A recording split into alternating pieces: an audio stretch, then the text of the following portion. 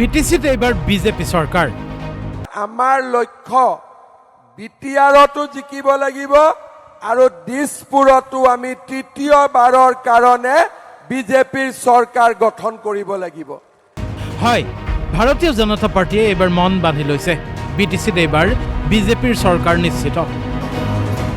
বিগত নিৰ্বাচনত 9খনকৈ পৰিষদীয় আসন দখল কৰা বিজেপিয়ে ইউপিপিএলক সমৰ্থন কৰি চৰকাৰ গঠন কৰিছিল। বিটিসিৰ মুৰব্বী পাতিছিল প্ৰমোদ বড়োক। নিৰ্বাচনৰ পূৰ্বে মিত্ৰতা নাছিল যদিও বিপিএফে সৰ্বাধিক আসন পোৱাৰ পিছতো ইউপিপিএলকেই সন্মুখত ৰাখি চৰকাৰ কৰিছিল বিজেপিয়ে। কিন্তু এইবাৰ বিজেপিয়ে বেলেগকৈ চিন্তা কৰিছে। বিটিসিত চৰকাৰ হ'ব বিজেপিৰ নেতৃত্বত। সেয়ে বিজেপিৰ কাৰ্যকৰ্তাক উদ্দেশ্যি মুখ্যমন্ত্ৰীয়ে ক'লে এইদৰে, বেলেগ অঞ্চলৰ কাৰ্যকৰ্তাতকৈ বিটিআৰৰ কাৰ্যকৰ্তাৰ কষ্ট অলপ বেছি হ'ব। কেইবাহাজাৰ কাৰ্যকৰ্তা উপস্থিত থকা সন্মিলনত মুখ্যমন্ত্ৰীৰ ভাষণ। বিজেপিৰ চৰকাৰ হ'লে সকলো দিশতে উন্নয়ন হ'ব বিটিআৰৰ। আমি কাৰো বিৰুদ্ধে ইলেকশ্যন নেখেলো। আমি ইলেকশ্যন খেলিম বিটিআৰৰ বাবে, বিটিআৰৰ উন্নতিৰ বাবে, বিটিআৰৰ বিকাশৰ বাবে আৰু বিটিআৰৰ কল্যাণৰ বাবে। মুখ্যমন্ত্ৰীয়ে সভাত আৰু ক'লে অৰুণোদয়কে ধৰি কেইবাখনো আঁচনিৰ কথাও। 17 ছেপ্টেম্বৰ প্ৰধানমন্ত্ৰী নৰেন্দ্ৰ মোদীৰ জন্মদিন। সেই দিনটোতে আমি অৰুণোদয় তৃতীয় অৰ্থাৎ আৰু বহুত বেছি হিতাধিকাৰীক লৈ আমি আৰম্ভ কৰিম। আজি মই ডিচি কোৰ্টত যাম, মহিলা উদ্যমিতা লাখপতি বাইদেউৰ আঁচনিৰ হিতাধিকাৰীৰ তালিকা চূড়ান্ত কৰিম।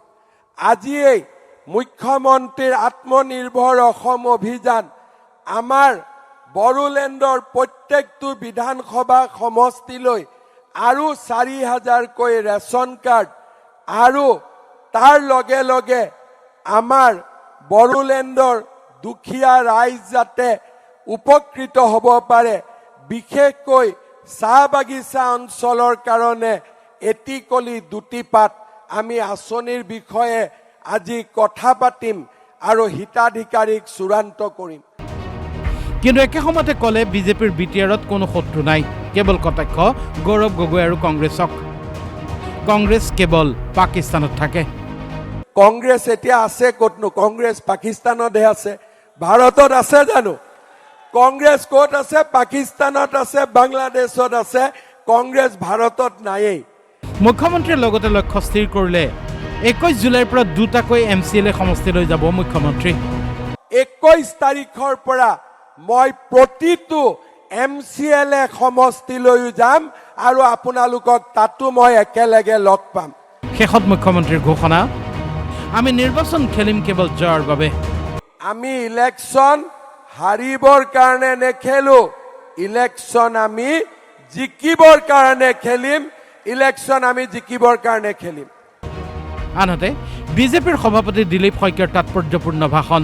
বিটিসিত সকলো আঁচনি নৰেন্দ্ৰ মোদী আৰু মুখ্যমন্ত্ৰীয়ে দিছে। বিলোৱাসকলে ক'ব পাৰে তেওঁলোকে দিছে। যে বস্তুটো আহে নৰেন্দ্ৰ মোদীজীয়ে আঁচনি পঠিয়াই, ডক্টৰ হিমন্ত বিশ্ব শৰ্মাৰ আঁচনি পঠিয়াই, কিন্তু এই আঁচনি দিব কোনে, আঁচনি বিলাব কোনে? এতিয়া বিলোৱাসকলে কয় এইটো আমি দিছোঁ, বিলোৱাসকলে কয় সেইটো আমি দিছোঁ, এইখন আঁচনি আমি দিছোঁ। এতিয়া মানুহ কনফিউজন।